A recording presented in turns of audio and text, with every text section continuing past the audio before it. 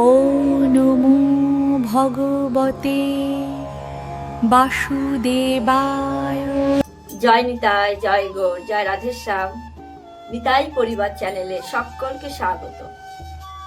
সচ্চিদানন্দ স্বরূপ শ্রীকৃষ্ণের রাতুল চরণে প্রণতি জ্ঞাপন করে আজকের ভিডিও শুরু করছি।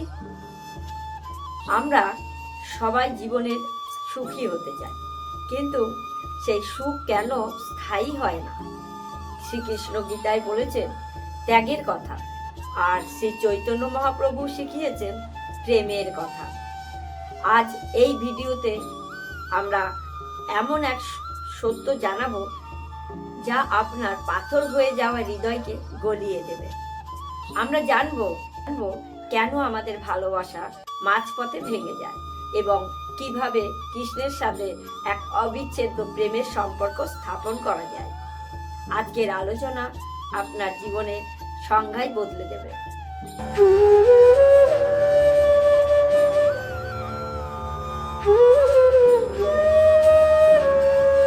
আজকে আলোচনা করব 5টি পয়েন্ট নিয়ে ব্যাখ্যা।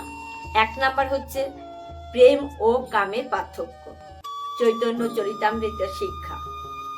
মহাপ্রভু শিখিয়েছেন নিজের ইন্দ্রিয় তৃপ্তির নাম কাম, আর কৃষ্ণের ইন্দ্রিয় তৃপ্তির নাম হচ্ছে প্রেম। আমরা যখন কাউকে ভালোবাসি তখন কি আমরা নিজের সুখ খুঁজি? যদি খুঁজি তবেই দুঃখ আসে। আর যখন ভালোবাসা হবে নিঃস্বার্থ, তখন আর কোনো বিচ্ছেদ আমাদের কষ্ট দেবে না। 2 নাম্বার পয়েন্ট হচ্ছে হৃদয় দর্পণ মার্জনম। আমাদের মন হচ্ছে আয়নার মতো, কিন্তু তাতে কাম, ক্রোধ আর লোভের ধুলো জমে আছে। এই ধুলো পরিষ্কার করার সহজ উপায় হলো সংকীর্তন। জগৎকে ঘৃণা না করে জগৎকে কৃষ্ণের রূপ হিসেবে দেখা শুরু করলে শান্তি অবশ্যই নেমে আসবে। 3 নাম্বার পয়েন্ট হচ্ছে চীনা দপি শুনিছে সহনশীলতার শক্তি। মহাপ্রভুর শ্রেষ্ঠ শিক্ষা তৃণের মতো বিনয়ী এবং বৃক্ষের মতো সহনশীল হতে হবে। যারা আপনার ক্ষতি করছে তাদের ক্ষমা করার শক্তি কোথা থেকে আসবে? সেই শক্তি আসবে যখন আপনি বুঝবেন তারাও কৃষ্ণের মতোই অংশ, কিন্তু মায়ের ঘরে দিশেহারা। 4 নাম্বার পয়েন্ট অহংকার বিসর্জন। কৃষ্ণ অর্জুনকে বলেছেন তুমি কেবল যন্ত্র হও। আমরা যখন ভাবি আমি করছি, তখনই দুশ্চিন্তা শুরু হয়। আমি কেবল তার সেবক। এই মন্ত্র জাগ্রত হওয়াই হলো আধ্যাত্মিকতার চরম শিখর। 5 নাম্বার পয়েন্ট হচ্ছে ভক্তির চাতুর্য। ভক্তি মানে সব ছেড়ে বনে যাওয়া নয়। সংসারের সব কাজ করবেন, কিন্তু মনে থাকবে কৃষ্ণে। যেমন পদ্ম পাতায় জলে থাকে, কিন্তু জল তাকে ভেজাতে পারে না। শ্রীমদ্ ভাগবত গীতা ও শ্রী চৈতন্য চরিতামৃত থেকে 20টি প্রশ্নের উত্তর। চলুন আমরা জেনে নিই। 1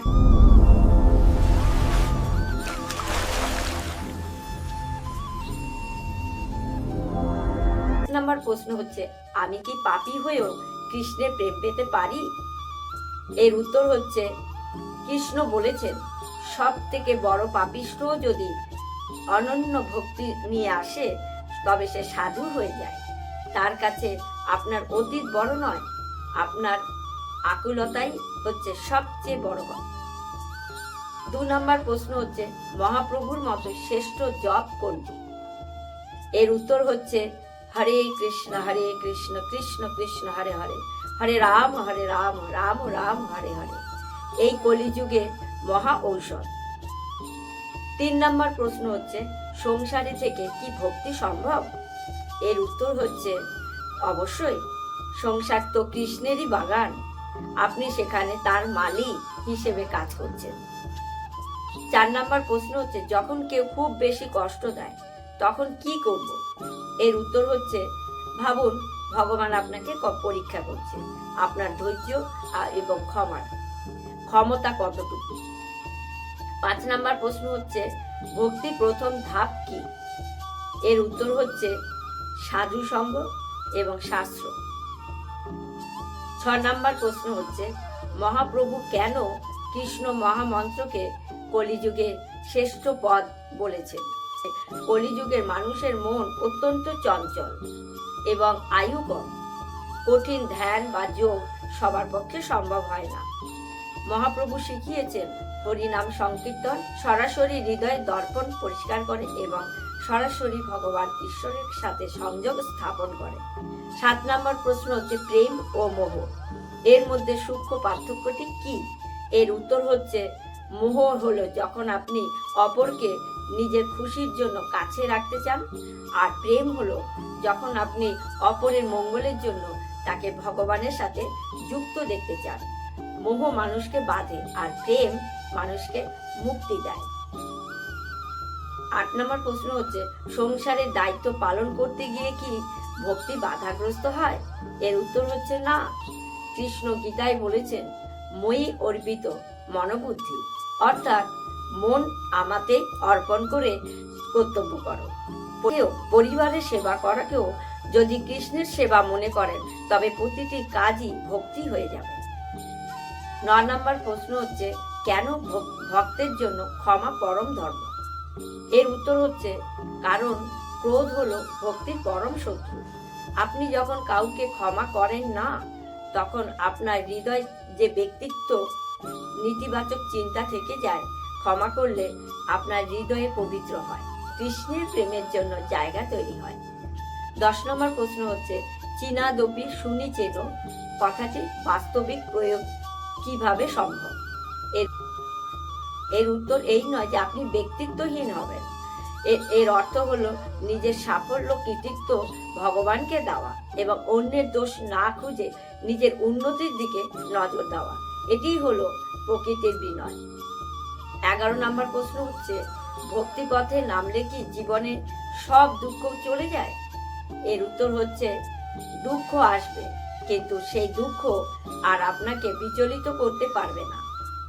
যেমন সমুদ্রের উপর ঝড় উঠলেও গভীর তলের মাছেরা শান্ত থাকে, ভক্তের অবস্থাও ঠিক তেমনি হওয়াই উচিত।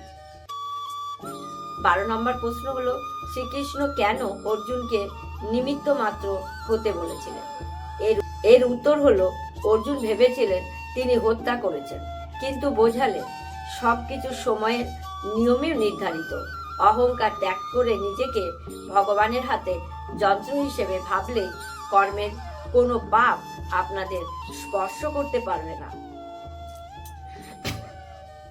13 নম্বর প্রশ্ন হচ্ছে, ভালোবাসা বিচ্ছেদ হলে আধ্যাত্মিকতা কিভাবে সাহায্য করে? এর উত্তর হচ্ছে, আধ্যাত্মিকতা শেখায় প্রতিটি বিচ্ছেদ আসলে আমাদের পরমাত্মার দিকে ফিরে যাওয়ার ডাক। জাগতিক প্রেম অসম্পূর্ণ, কেবল কৃষ্ণের সাথে প্রেমই পূর্ণতা দিতে পারে। তো 14 নম্বর প্রশ্ন হচ্ছে, আমরা যে খাবার খাই তার সাথে ভক্তির সম্পর্ক কি?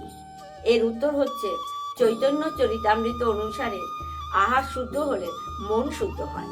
খাবারকে ভগবানকে নিবেদন করে প্রসাদ হিসেবে গ্রহণ করলে আমাদের আসরিক প্রবৃত্তি নাশ হয়।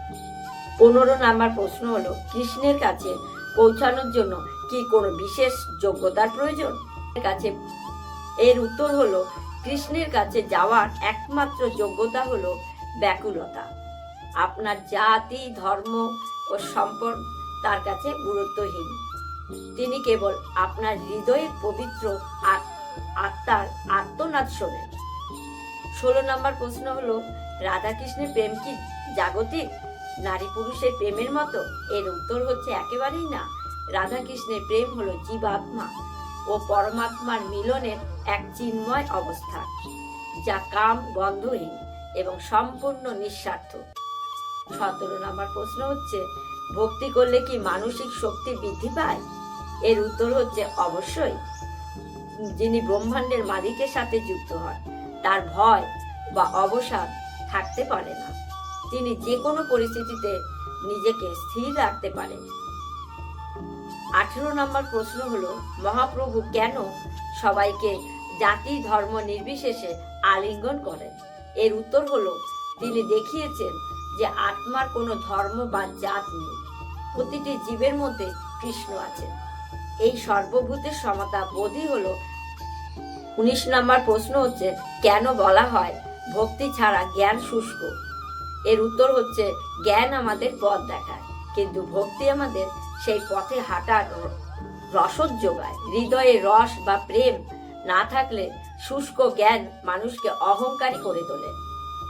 20 নম্বর প্রশ্ন হচ্ছে, কলিযুগে ভক্তির চরম প্রাপ্তি কি? এর উত্তর হচ্ছে, কলিযুগে ভক্তির চরম প্রাপ্তি হলো শান্তি। এর অন্তিমে কৃষ্ণের নিত্যলীলায় প্রবেশের অধিকার লাভ। এটি জীবনের প্রকৃতি সার্থকতা। As the lotus blooms, the soul awakens. তবে এর থেকে আমরা কি শিক্ষা লাভ পেলাম? এর থেকে আমরা শিক্ষা লাভ পেলাম নিজের খুশির চেয়ে অপরের বা ভগবানের খুশিতে আনন্দ খুঁজে পাওয়াই হলো জীবনের শ্রেষ্ঠ বিবর্তন।